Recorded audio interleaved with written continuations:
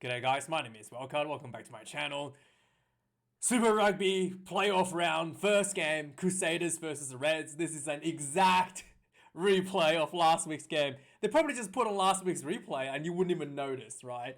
Again, this game was better than last week. There was fewer mistakes from both teams. Much better for the Crusaders, much more clinical from the Crusaders.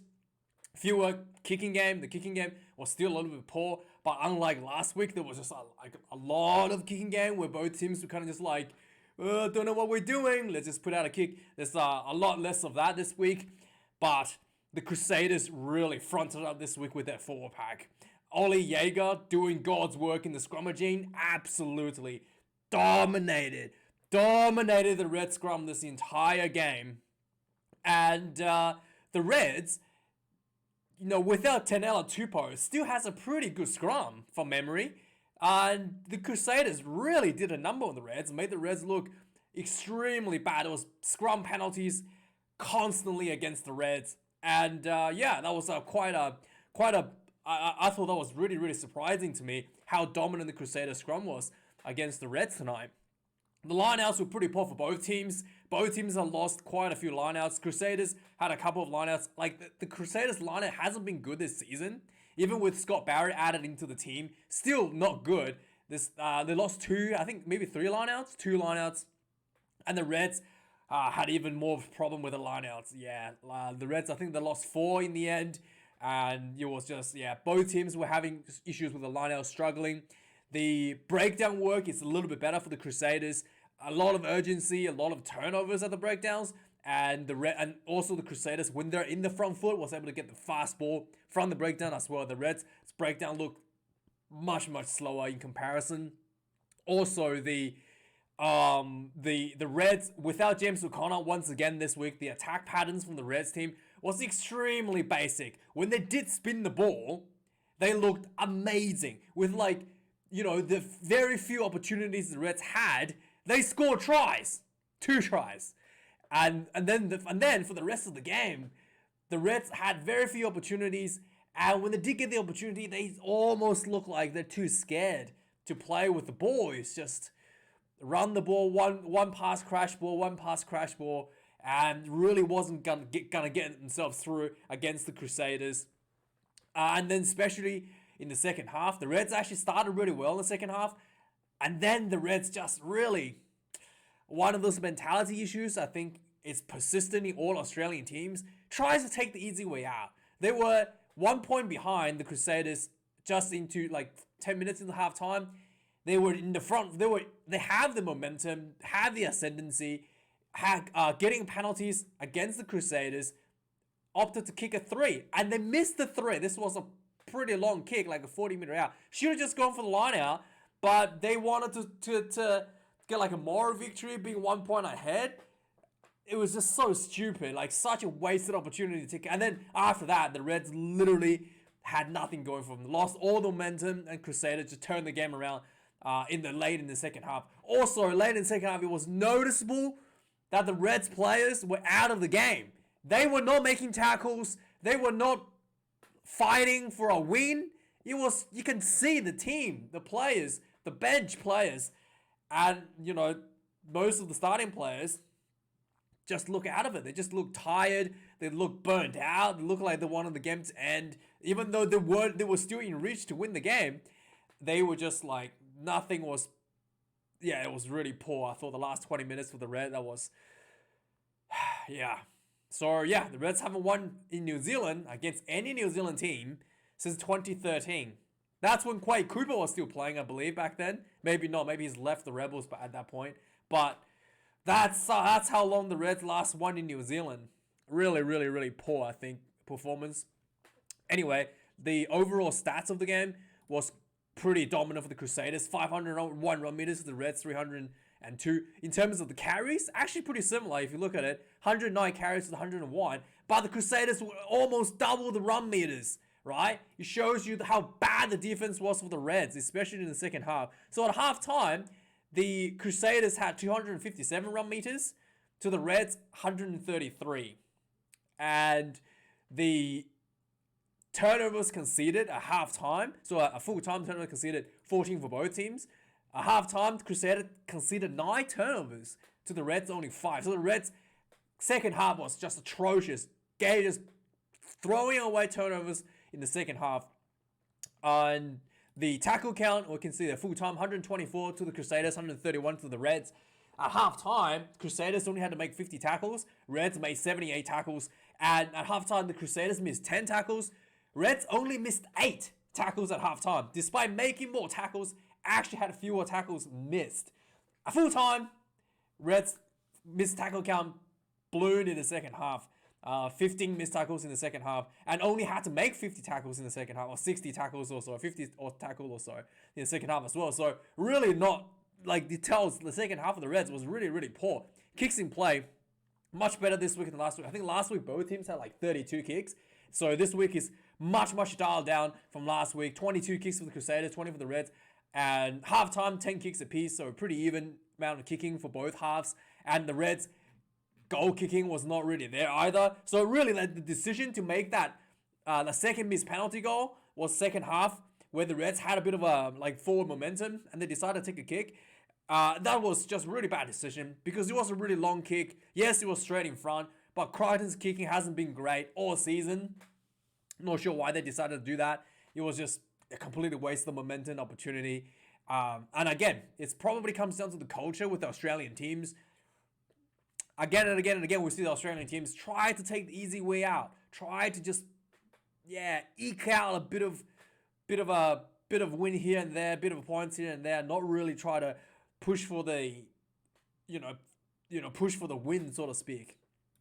Happy to just eke out a win against their opponents.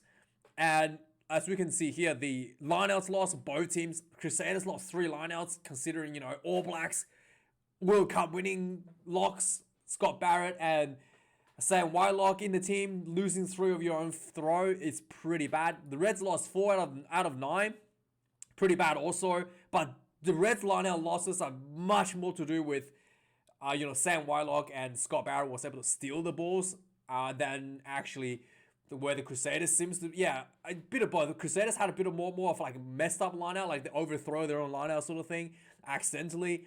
Scrum, this is a bad one. The scrum dominance against the Crusaders really, really, really swings the favor for the Crusaders for the entire game. Even in the second half when Jaeger came off, Crusaders still looked stronger in the scrummaging, but it did look much more even, like even sell a little bit in the second half. Crusaders did concede 1 penalty in the scrums in the second half when they slipped. But overall, this was a big win for the Crusaders in the scrummaging. Penalties conceded. Look at this penalty count. The Reds conceded 16 penalties in this whole game. This is extremely high. You cannot win a game when you concede 16 penalties. Crusaders only conceded 8. At halftime, Crusaders only conceded 2 penalties, and the Reds conceded 9 at halftime. So pretty poor both halves of the Reds in terms of penalty count. And the Crusaders was able to, pretty even at the beginning, but was able to just push away with the advantage. Several Reese had an exceptionally good game this game, and that was basically the stat summary. So let's have a quick look at some of the highlights of tries. So 7 minutes into the game, Reds gets an early opportunity to kick 3 points. Like I said, the mentality for the Australian team is to try to eke out points everywhere you can. I thought, especially I thought they should have just gone for a bit of try, because there's still this is 5 minutes into the game, right? 7 minutes when the goal was kicked. You're not gonna win the game with that 3 points. Getting 3 points 5 minutes into the game. You're just not gonna win the game. That's not gonna make any difference in the long run. In fact, you're better off putting some more pressure against the Crusaders. But anyway, what's done is done. Reds kick the 5 minutes in the game, gets themselves ahead, and Crusaders actually had the mentality to just to stay in touch. So literally, the Crusaders got themselves back in the front foot with a scrum penalty, and immediately Crusaders decided to take a 3 as well. This was an interesting decision for me. I thought the Crusaders would for sure try to test out the Reds a little bit. It looked like Crusaders was giving a lot of respect for the Reds this game. Probably didn't need to be quite frank. So Crusaders kicks 9 minutes in the game, 3 points apiece. On the 14th minute, Crusaders gets in for the first try.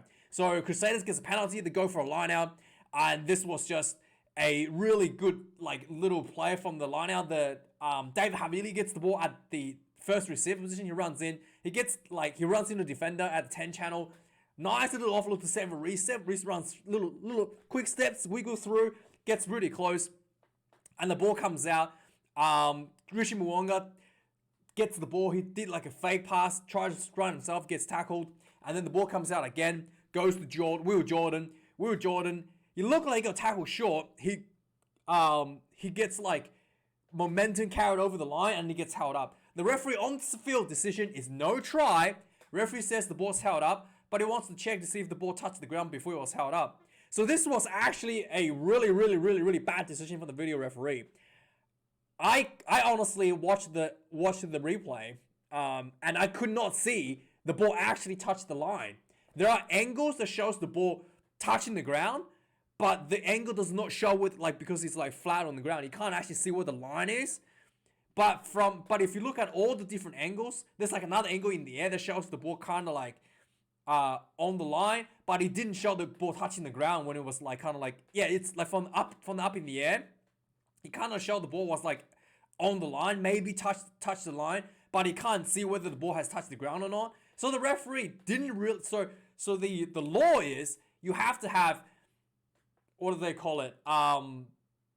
You basically have to have like clear and obvious try being scored to overturn the on-field decision. And to me, there is no clear and obvious evidence that the ball has touched the line. You can make an educated conclusion that by combining all the different camera angles that the ball should have touched the line when it was on the ground, but there's no actual shot of the ball touching the line.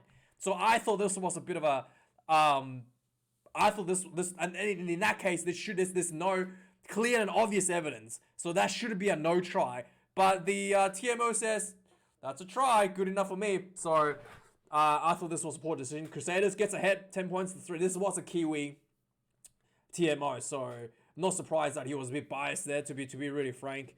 So the Reds gets themselves the first, it took the Reds 25 minutes after that, to finally get some solid pressure inside the Crusaders half. The Reds gets, essentially this was literally like the first time the Reds had an opportunity, and it was the opportunity back of a Crusaders lineout mistake. Crusaders overthrows their own lineout. Reds gets the ball. This was like, I think this was a halfway point where they got this lineout turned over. And just quick ball out wide.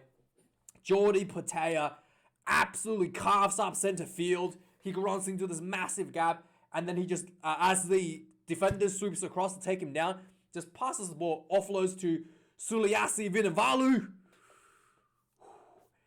The flying Fijian runs in, just easy as that. Boom, puts the ball down for the first try for the Reds. Suddenly the Reds back on the ball, 8 points to 10. It looked like he went into the corner. He looked like he had been pushed out. There was a lot of booing, but they showed the replay. He's actually not out. Both his foot were up off the ground. I mean, he's pretty good rugby league player, knowing exactly where the line is. Had both his foot like curled up, but it looked like he was out because his boots had the same color as the Crusaders boots, like red. So you look like his foot was out in touch, but it was actually the Crusaders player's foot in touch. And so there was a lot of booing from on the field, but they showed the replay again. He was actually not out. So Reds get the try on board, 10 points to the 8. On the 28 minutes into the game, the Crusaders had an opportunity to kick for 3, but they've opted not to kick the 3. They go for the line out for the maul. The maul kind of went sideways. They get Cody Taylor the maul goes down. Cody Taylor tries to jump over the try line. He lands on like a pile of bodies. It didn't go for the gap. He went on top of the bunch of bodies and get held up. And then this was following like a penalty. So then the Crusaders kicks the 3 anyway after this. So they kick a 3 on the 31st minute, and then at this point, both teams are just like absolutely nailing each other with huge hits left and right. Like Blackadder put a huge hit on Harry Wilson, and then I think it was, who was it? Got a huge one as well. I think it was Might have been, who was it? Got a huge hit. Just a huge hit left and right. Both teams absolutely drilling each other. And then on the 31st minute, there was more scrum penalties against the Crusaders. They get the 3 points from the, eventually get 3 points from, anyway, 13 points today and then the scrum was going so bad. On the 33rd minute, Brad Thorne subs out the Reds tight head prop. Loose head prop, rather. So that was pretty interesting. On the 38th minute, Crusaders was like in the front for attacking. They were like pretty close to the try line. They went for 9 phases, and the Crusaders still had advantage. So they had a penalty advantage, and then they played on for 9 phases, and the penalty still stand. The referee went back to penalty. The commentary was complaining. The Kiwi commentary, what's his name? Justin Marshall was complaining like you can't play a penalty advantage for that long, which I do agree. Like the referees nowadays really play some of these penalty advantages way too long, especially when it's close to the try line. So the Crusaders takes another 3 just before halftime. Halftime score, it was, let me just quickly do, so halftime score, the Reds 8, Crusaders, 16. 16 points to 8. And second half starts, so the Reds is not completely out of the game at this point. Reds came out, actually played really well in this first bit of the second half. 3 minutes in the second half, Reds gets a 50-22. And this was literally one of the best opportunities they had. Again, very limited opportunities in red, and they execute this line out perfectly. This was an absolute beautiful set piece from the Reds. The line out goes in, the quick line out goes in, ball comes down, straight to McDermott. McDermott basically throws a flat ball to Stewart, Hamish Stewart, who was at 5'8". He runs in, loops the ball behind. Look like he's going to crash the ball, right? He loops the ball behind to Crichton. Crichton gets the ball. A big flat pass to what do you call it? Not flat pass. Just a little, he runs into the outside center. Just a little short pop as he's getting into the tackle to Dagunu. Dagunu just basically had this huge space opened up. He just runs straight in. He had his hand up before he was over the try line. Goes in to try. This was just beautifully executed line out set piece. Like when the Reds spin the ball, it looked so good, but they just didn't do that. Like they just really scared to do that for most of the game. They just kept resorting back to the crash balls, and this was just beautiful. But they get in front, not in front. They get 1 point behind, 16 points to 15. So at this point, it looks like the Reds has plenty of momentum. On the 47th minute, the Reds gets a penalty 40 minutes out right in front. I'm just like screaming at my TV, don't take the 3, don't take the 3, don't take the 3. Go for the, you have the pressure on, keep the pressure on. They opt for 3. And they missed. So yeah, you deserved it for taking the soft option. And from there going forward, this was a huge turning point. From the 47th minute going forward, the Reds literally had almost no opportunities. There was like very few like threatening positions. They did have really didn't have any opportunity to apply constant big pressure on the Crusaders after that basically. On the 52nd minute, Crusaders in the front foot. They were inside the Reds half. The Reds gets warned for a more penalty. So the Crusaders had a line out, went for a more. Reds illegally came in from the side. The Reds gets warned for a penalty, so if you get any more penalties, you get a yellow card. Luckily, there was no yellow card, so that was pretty good. Oh yeah, talking about yellow cards, Pablo Matera is still on the field today. You tell me how he's on the field, because I genuinely don't understand why he didn't get a match ban for his tackle last week. It's just mind-blowing how inconsistent these stupid referees are. But anyway, that's another topic we're going to talk about another time. On the 53rd minute, Reds turns over one of the Crusaders. Ball. Turns over one of the Crusaders'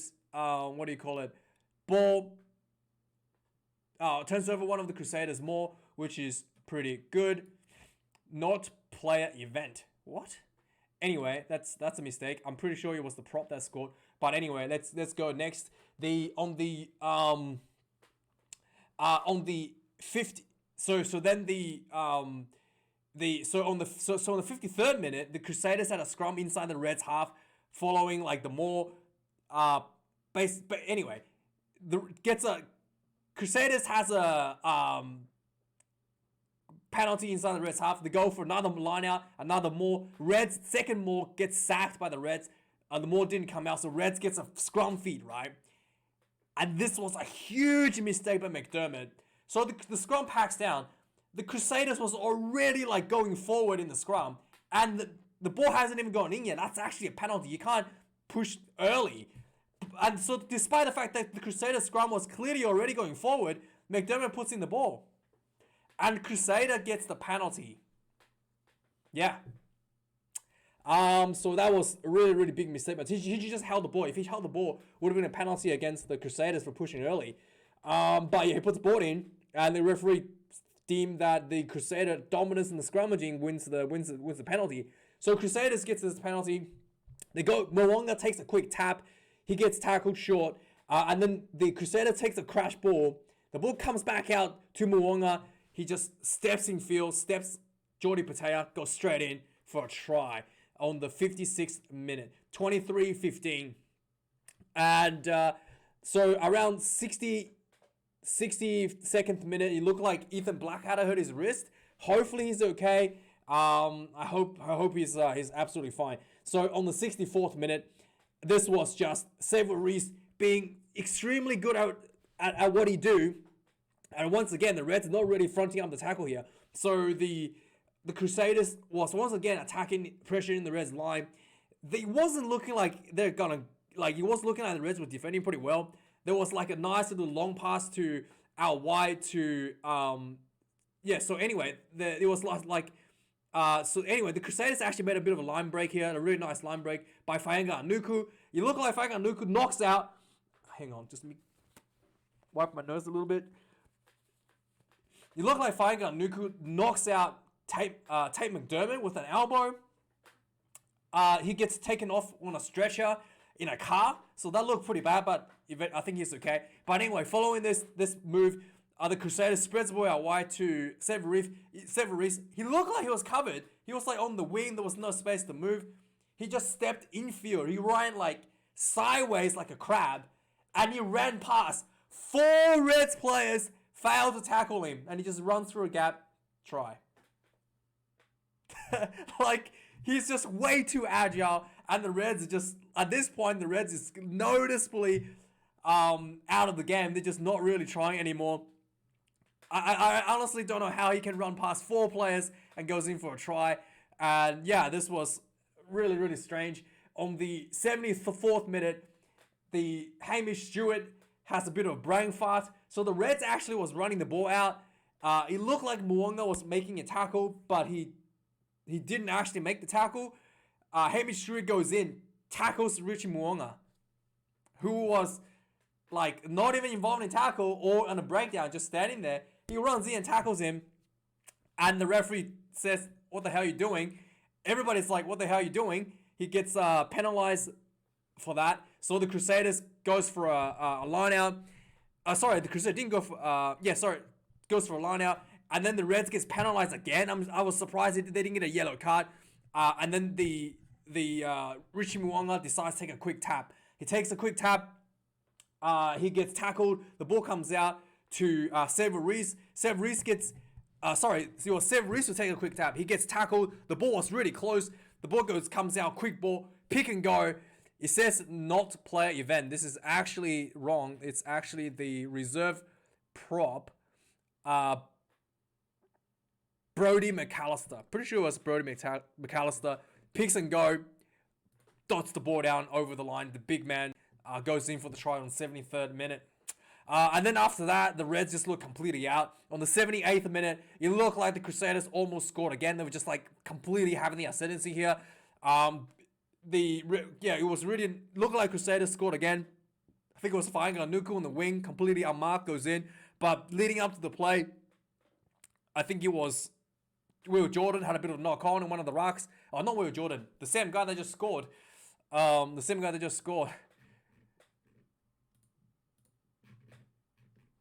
Yeah, McAllister, I think McAllister had a bit of a knock on in the rock. So it was no try. But it was looking like Crusader could have scored again just before full time. But it was all academic. Reds, I was way too far behind to catch up anyway. So, yeah. Final score, 37 points to 15. And, the Reds has been pretty poor second half of the season. And it was like, the way the Reds played in the last few matches, I was actually surprised they made it to the finals. It was pretty poor this game once again.